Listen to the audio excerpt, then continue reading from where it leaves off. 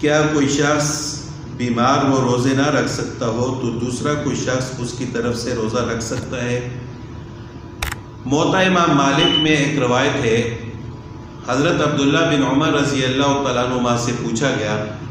کہ کیا کوئی شخص کسی کی طرف سے نماز پڑھ سکتا ہے یا کسی کی طرف سے روزہ رکھ سکتا ہے؟ تو عبداللہ بن عمر رضی اللہ تعالیٰ عنہما نے فرمایا کہ نہ تو کوئی کسی کی طرف سے نماز پڑھ سکتا ہے اور نہ کوئی کسی کی طرف سے روزہ رکھ سکتا ہے۔ یعنی اگر کوئی شخص بیمار ہے، روزہ نہیں رکھ سکتا، تو وہ رمضان کے بعد ان روزوں کی قضا کرے، اور اگر اس کو قضا کا موقع نہیں ملا، یعنی یا تو وہ فوت ہو گئے یا اللہ نہ کرے اس کی بیماری اتنی لمبی ہو گئی ہے کہ اس کو قضا کرنے کا موقع ہی نہیں ملا، تو پھر اس کے ورثاء کو چاہیے، اس کے قریبی رشتہ داروں کو چاہیے کہ اس کی طرف سے فدیہ ادا کریں،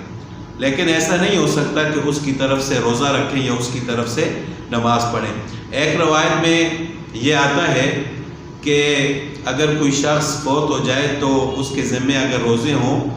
تو اس کی طرف سے روزے رکھے جائیں، تو اس روایت کا مطلب بھی علماء یہی فرماتے ہیں کہ اس کا مطلب یہ ہے کہ فدیہ ادا کیا جائے، یہ مطلب نہیں ہے کہ اس کی طرف سے روزے رکھے جائیں۔ تو کوئی شخص بھی کسی کی طرف سے نہ تو نماز پڑھ سکتا ہے نہ روزہ رکھ سکتا ہے، خود نماز اور روزے کی قضا کرنی چاہیے، اور اگر قضا کا موقع نہیں ملتا تو پھر دوسرے لوگوں کو چاہیے کہ اس کی طرف سے فدیہ ادا کر لیں۔